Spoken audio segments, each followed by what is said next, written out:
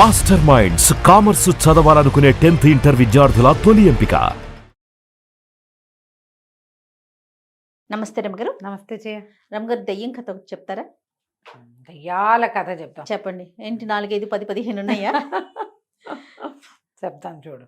పూర్వం అప్పట్లో నౌకా వ్యాపారాలు అవి ఉండేవి కదా. మన వాళ్ళు ఎక్కడికో పోయి ఎక్కడో బిజినెస్ చేసుకుని వచ్చేవాళ్ళు.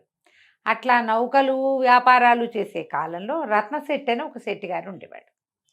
ఆయన తిరగని ఎక్కని పడవ లేదు, తిరగని దేశం లేదు, చూడని ద్వీపం లేదు. అసలు ఆయనకి ఆ వ్యాపారంలో తెలియందే లేదు. భలే గొప్పవాడు ఆయన. ప్రతి వాళ్ళు ఆయనతో కలిసి ప్రయాణం చేయాలని ఉబలాట పడేవాళ్ళు. ఆయనతో వెళ్తే ట్రిప్ చాలా బాగుంటుంది, ఎన్నో కొత్త విషయాలు తెలుసుకోవచ్చు, కొత్త కొత్త ఊళ్ళు చూడొచ్చు, అద్భుతమైన బిజినెస్లు చేయొచ్చు, బాగా సంపాదించవచ్చు, బోల్డ్ ఉండేవి. ఆయనకి షష్టి పూర్తయింది.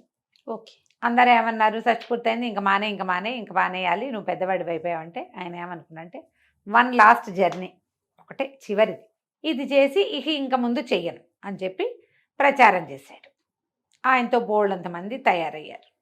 వారా వీరా జనం, కళాశీలు వాళ్ళు వీళ్ళు ఉంటారు, ఈ పడవలు నడిపేవాళ్ళు. బయలుదేరి పడవ ఎక్కారు, వెళ్తున్నారు. సముద్ర మధ్యంలోకి వెళ్ళాక ఏదో పెద్ద తుఫాను, ఊహించలా వీళ్ళు, సడన్గా వచ్చేసింది. ఈ నావకి చుక్క అని విరిగిపోయింది.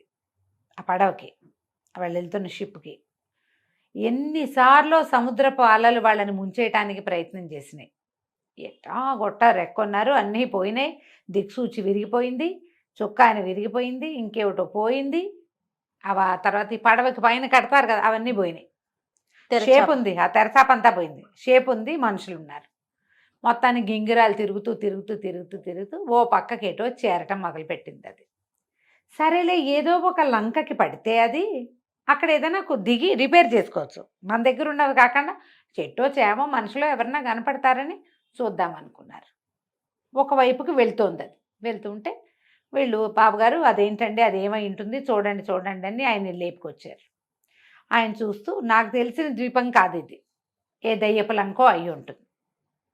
దయ్యాల లంకలు కొన్ని ఉంటాయి సముద్రంలో, నేను ఎప్పుడు వెళ్ళలా, ఇది నాకు తెలియదు అనేసరికి మిగిలిన వాళ్ళంతా అన్నారు, దయ్యాల లంక అట్లా అంటారేంటండి, అలాంటివి ఉంటాయంటే, ఉంటాయిరా, మనం చూడకపోతే లేదంటే ఎట్లా, మనం చూడలా కానీ లేదని అనకూడదు, ఉండే ఉంటుంది, చూద్దామన్నారు. దగ్గరికి వెళ్తుంటే అది ఎట్లా కనపడుతుంది, చాలా చక్కగా, బాగా పెద్ద కొండ, కిందంతా ఏవో తోటలు దొడ్లుగా, అదేదో అడవి వెర్రెత్తినట్టు లేదు, ప్లాండ్గా పెంచినట్టుగా కనపడుతోంది. బాగా మోకాల కంటే తక్కువగా ఉన్నటువంటి గడ్డి, ఏవో తిరుగుతున్నాయి, గొర్రెల్లాగా కనపడుతుంది. వీళ్ళన్నారు, దయ్యపు లంక అయితే ఇట్లా ప్లాండ్గా ఎలా ఉంటుంది, మనుషులు ఉన్నారు డెఫినెట్గా ఇక్కడ, అది చూద్దామన్నాడు. ఈయనేం మాట్లాడలే. ఈయన ఏమన్నాడు, ఏదైనా సరే మనం అక్కడికి వెళ్ళాల్సిందే, ఎక్కడో ఒక చోటకి ఈ బండి ఈ నావని పట్టించాలి, ఏదో పక్కకి మనం వెళ్ళాల్సిందే, చూద్దాం. అక్కడ వాళ్ళ సహాయం లేకుండా మళ్ళీ మనం ఇల్లు చేరటం కల్లా, ఇక్కడ ఏదైనా దిక్సూచి ఏర్పరచుకోవాలి, ఈ చుక్కాని విరిగిపోయింది దీన్ని సరి చేసుకోవాలి, తెరచాప సరిదైపోయింది దాన్ని సరి చేసుకోవాలి, చేయాల్సిందేగా, పదండి వెళ్దామన్నాడు. అనేసరికల్లా సరే పడవ దానికి పట్టేసింది. దగ్గరికి వెళ్ళాక వీళ్ళకి తెలిసింది, భవనాలు ఉన్నాయి, తోటలు ఉన్నాయి, పెద్ద గడ్డి మైదానాలు, గొర్రెలు తిరుగుతున్నాయి, కాబట్టి డెఫినెట్గా మనుషులు ఉంటారు భావించారు. సరే ఏం చేశారు, ఈయన రత్నశెట్టి ఇంకా కొంతమంది కళాశీలు దిగారు. కొంతమంది అన్నారు, మీరు వెళ్ళి చూసిరండి, ఈ లోపల మేము చేయగలిగిన రిపేర్ ఇక్కడ ఏదో చేస్తాం అనేసరికి ఈ గుంపు బయలుదేరారు. ఒక ముసలాయన గడ్డి కోసుకుంటున్నాడు. వీళ్ళు పోయి, బాబు ఊళ్ళో ఏమైనా పని దొరుకుతుందా, మనుషులు దొరుకుతారా అంటే ఆయన ఏం వినిపించుకోలే, ఎంత అడిగినా సమాధానం చెప్పలా. వీళ్ళకి అర్థం కాలేదు. ఇంకా ముందుకెళ్ళారు. ఎవరో కుర్రాడు ఏవో ఇట్లా సామాన్లు మోసుకొస్తున్నాడు. వీళ్ళు ఏం పలకరించినా వాడు మాట్లాడలా. వీళ్ళ భాష కాదా ఏమిటో వీళ్ళకి అర్థం కాలేదు. ఇంకా ముందుకెళ్తే ఒక 4-5 పిల్లలు ఎగురుకుంటూ వీళ్ళని దాటుకుంటూ వెళ్ళారు. వీళ్ళు ఎవరైనా మన ఎదురుకుంటూ, ఇప్పుడు మనుషులు వస్తున్నారనుకో, వాళ్ళని చూసి ఆగటమో అడగటమో మాట్లాడటమో కనీసం తప్పుకోవటమో చేస్తాం, ఏమీ చేయలే. వీళ్ళ మీద నుంచి వెళ్ళిపోయారు వాళ్ళు అనిపించింది వీళ్ళకి. ఓకే. ముందుకెళ్తే గొర్రెలున్నాయి, గుడ్లున్నాయి, పెద్ద పెద్ద ఇళ్ళు, బోళ్ళన్ని పంటలు, తోటలు, పెద్ద కోటగోడలు.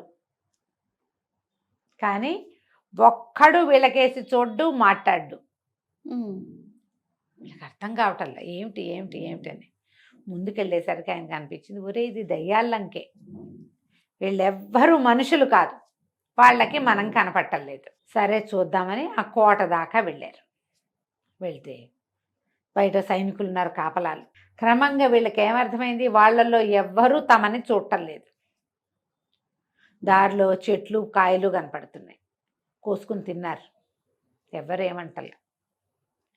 సరే లోపలికి వెళ్ళారు. ముందుకెళ్తే పెద్ద కోట, సైనికులు కాపలా ఉన్నారు.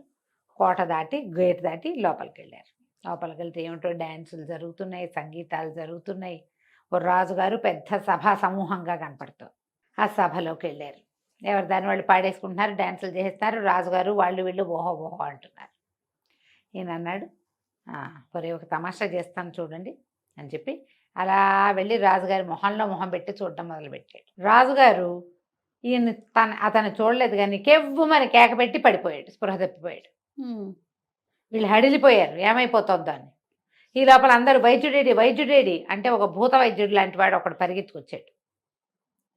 దగ్గరికి వెళ్ళాడు రాజుగారి దగ్గరికి. రాజు నాడి చూశాడు, ఏమీ లేదు, గాలి చేష్ట అని చెప్తున్నాడు. అసలు గాలి ఎవరు? వాళ్ళే, అంతే. వాళ్ళందరూ ఆత్మలే, అవన్నీ దయ్యాలే కానీ మనుషులు కాదు వాళ్ళు. అప్పుడు ఏమన్నారు, ఎవరో మనిషి వచ్చాడు లోపలికి. ఆ మనిషి స్పర్శకి రాజుగారికి ఈ పని వచ్చింది, ఇలా వచ్చేసింది, స్పృహ తప్పిపోయాడు. ఏదో స్మెల్లింగ్ సాల్ట్ లాంటిది వాసన చూపించారు, లేవదీశారు. ఇప్పుడు ఆ మనిషికి ఏం చెయ్యాలి? అందరూ అటు ఇటు చూస్తున్నారు, ఎవరికి వీళ్ళు కనపట్ల, వీళ్ళు మాత్రం అన్నీ చూస్తున్నారు. అప్పుడు ఏమన్నాడు భూత వైద్యుడు, అలా కాదు, ఆహార పదార్థాలు వండండి బాగా అంటే అన్నీ వండారు. వండి అక్కడ పెట్టారు, పట్టుకొచ్చారు. అప్పుడు దండాలు పెట్టించాడు అందరితోటి.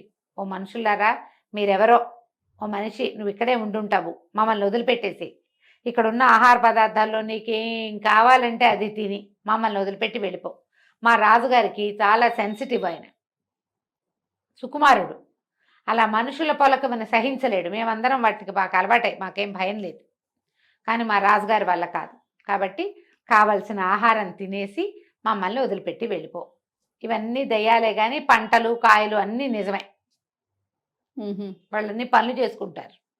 శుభ్రంగా వండి పెడితే వీళ్ళు 11 మందో 12 మందో వెళ్ళారు, కళాశీలు వీళ్ళంతా.